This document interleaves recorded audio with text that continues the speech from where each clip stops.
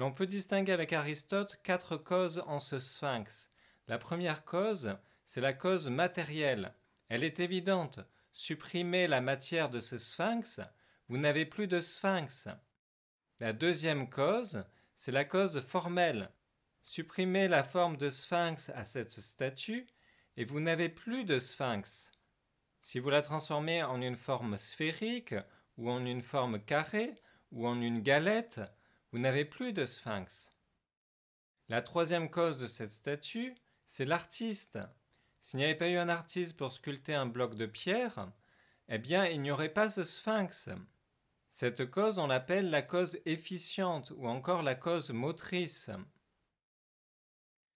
La quatrième cause de cette statue, eh bien, c'est la cause finale. C'est le but que s'est proposé l'artiste. Par exemple, il a voulu embellir un temple, ou encore il a voulu gagner de l'argent. Alors justement, on distingue la cause finale de l'œuvre, qui est de représenter un sphinx, et puis la cause finale de celui qui opère. Celui qui opère, par exemple, il n'y avait que l'argent qui l'intéressait. Donc 4 causes, cause matérielle, la matière de la statue, cause formelle, sa forme, cause efficiente, l'artiste, Aristote l'appelle aussi cause motrice, et puis cause finale, le but pour lequel on a fait la statue. Donc ces 4 causes sont très importantes, mais la plus importante c'est la cause finale. Pourquoi cela? Eh bien Aristote nous dit que, en fait, elle est cause des autres causes. Donc, elle est cause des autres causes. Pourquoi? Parce que si l'artiste n'avait pas eu envie de gagner de l'argent, eh bien, il n'aurait pas mis une forme dans un bloc de marbre. Donc, pourquoi a-t-il mis une forme dans un bloc de marbre? Ben, c'est pour gagner de l'argent. Donc, la cause de toutes les autres causes, c'est la cause finale, c'est la plus importante. C'est celle qui va donner le mouvement à tout le reste. Une autre raison pour laquelle la cause finale est très importante, c'est que c'est elle qui va déterminer la cause formelle ainsi que la cause matérielle. Pourquoi cela? Eh bien parce que si j'ai pour fin de construire une maison pour une petite famille, je vais construire une petite maison. Donc je vais construire une forme de maison qui sera petite. Donc j'ai choisi ma forme en fonction de la fin. Et à l'inverse, si j'ai une grande famille à abriter, je vais prendre une grande maison. Donc je vais choisir une forme de maison qui soit grande. Et de même, la matière, je vais la choisir en fonction de la fin. Je ne vais pas faire une statue avec de l'eau. Et je vais choisir la matière en fonction de la forme. Si j'ai une grande forme, eh bien je vais prendre la matière en conséquence. Donc la matière est pour la forme et la forme est pour la fin. Donc tout se rapporte à la fin. C'est la cause finale qui est vraiment la plus importante. C'est vraiment celle qui est la cause des causes et tout se rapporte à la cause finale. Voilà, il convenait d'insister là-dessus. Alors il y a quelques pièges à éviter. C'est d'abord de comprendre la cause formelle comme quelque chose qui serait de l'ordre de la figure, ce que les thomistes appellent la forma figura, pour la distinguer de la forme dont nous parlons. La forma figura, c'est uniquement le contour, voyez-vous. Il ne faut pas penser que la forme, ça soit le contour. Alors, quand on a regardé la statue, c'est vrai que la forme, là, ça correspond assez avec le contour. C'est pour ça qu'on va prendre autre chose, pour que vous voyez bien la différence. Prenons une tomate. Une tomate, la cause formelle de la tomate, c'est pas la forme. C'est pas le fait qu'elle soit rhomboïdale. C'est pas ça. Prenez par exemple une pomme, eh bien ça a aussi une forme rhomboïdale. Ce n'est pas une tomate. Mais prenez une tomate cornue des Andes, eh bien ça a la forme d'un poivron. Et pourtant c'est bien une tomate. Donc ce qui fait la forme de la tomate, c'est le genre tomate, c'est la tomaïté. Je ne sais pas si le mot existe, mais vous voyez, c'est la nature de la tomate. C'est le fait que la matière est animée d'une forme qui la pousse à se reproduire, qui lui donne cette organisation à l'intérieur, cette chair, qui lui donne ce goût, qui lui donne cette harmonie qui fait que c'est une tomate.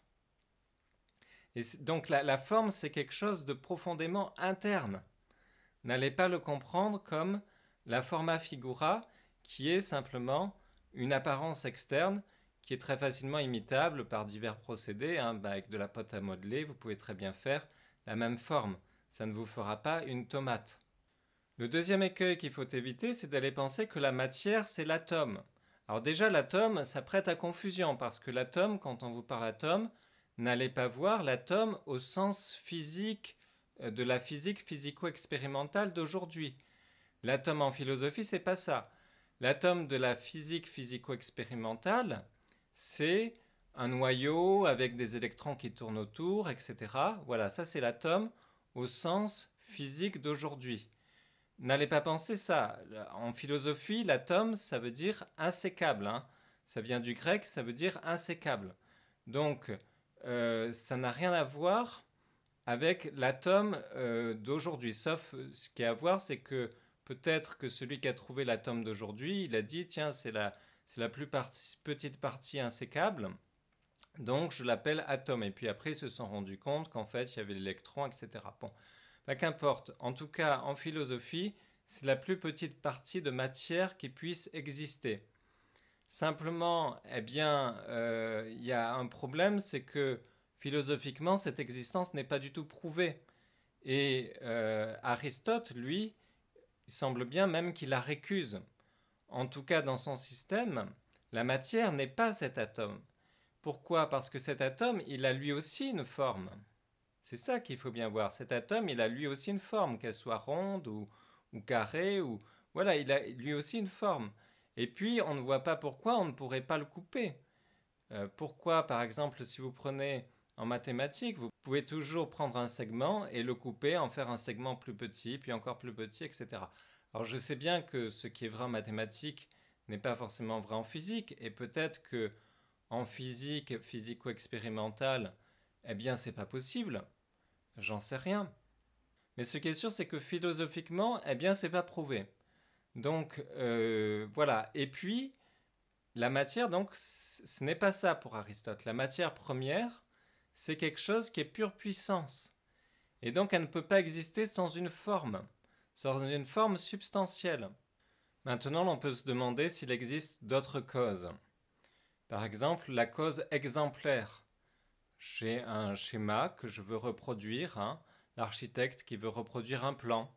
Donc le plan va être cause exemplaire de la maison.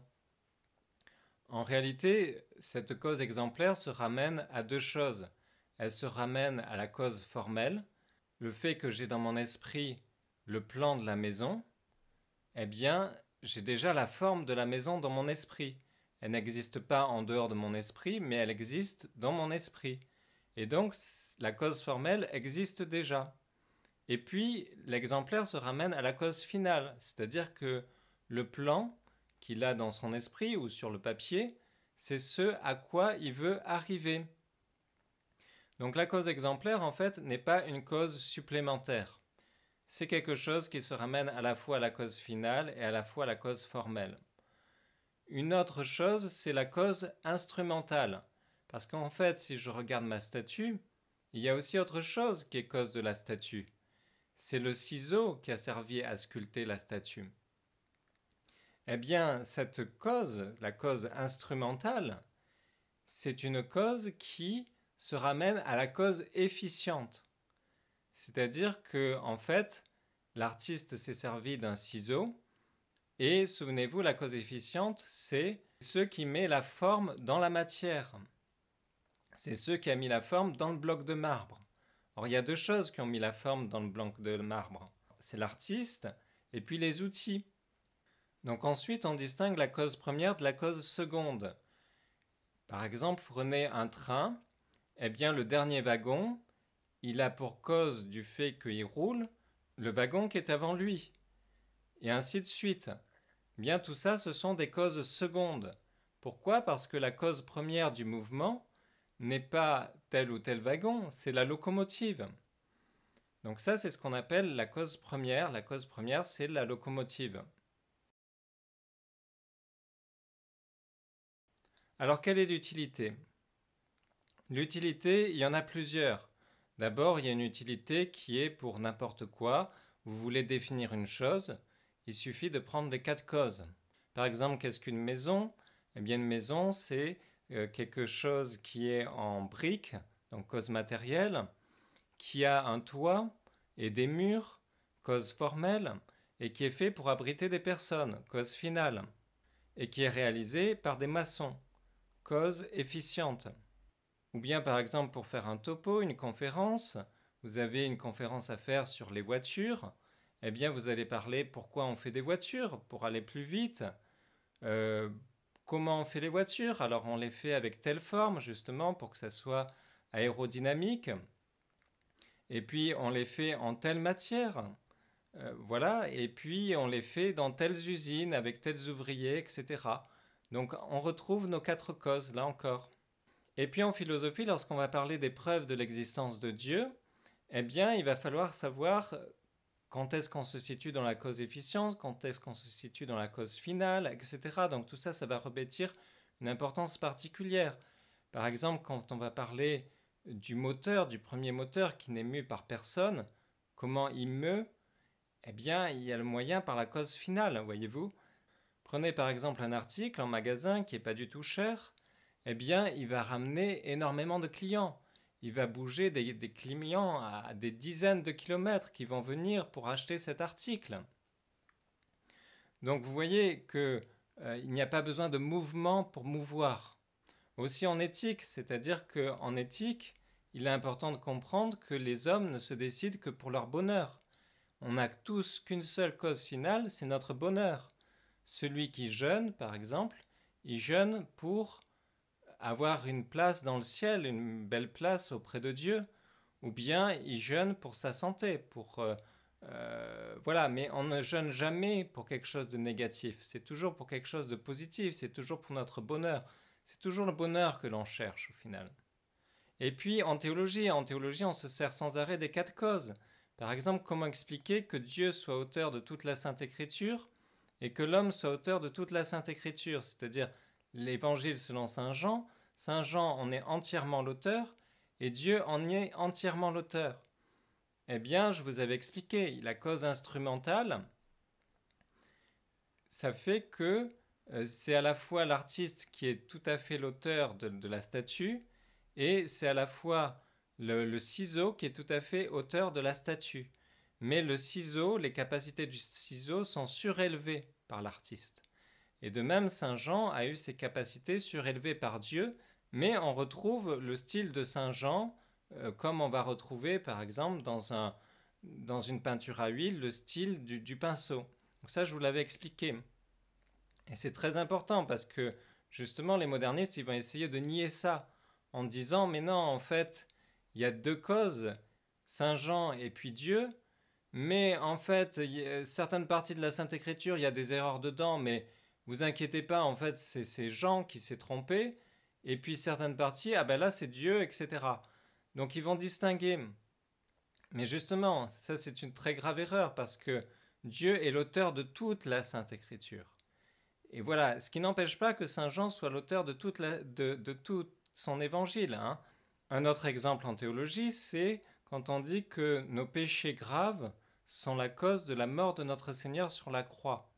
Par exemple, le fait d'avoir volé 100 euros, eh bien, en quoi est-il cause que, il y a 2000 ans, notre Seigneur Jésus-Christ est mort sur la croix? Si on le comprend comme une cause efficiente, c'est une absurdité, évidemment.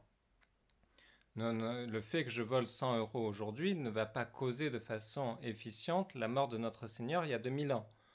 En revanche, comme cause finale, oui, c'est-à-dire que la façon pour notre Seigneur la plus sublime de racheter mon péché était de mourir sur la croix. Et donc, il a eu comme cause finale de réparer nos péchés. Et là, vous voyez, il y a aussi une chaîne de cause finale, puisque pourquoi répare-t-il nos péchés? Eh bien, c'est pour la gloire de son Père aussi, hein. Donc là aussi, il peut y avoir des chaînes dans les causes finales. Donc voilà, en théologie, en philosophie, les 4 causes reviennent sans arrêt. Et à mon avis, c'est important de le savoir. On ne peut pas passer à côté de ça. Et beaucoup de personnes, même des personnes intelligentes, etc., n'ont jamais étudié ça. Et c'est bien dommage parce que vraiment, ça aiguise l'intelligence. Alors, évidemment, on les connaît tous plus ou moins de façon spontanée. On sait bien que la cause efficiente n'est pas la cause finale, etc. Mais quand on n'a pas mis des mots sur les choses, quand on n'a pas regardé bien comme il faut les concepts, eh bien, on connaît les choses confusément. Voilà. Donc n'hésitez pas à vous abonner, à liker cette vidéo, et je vous dis à bientôt pour un prochain épisode.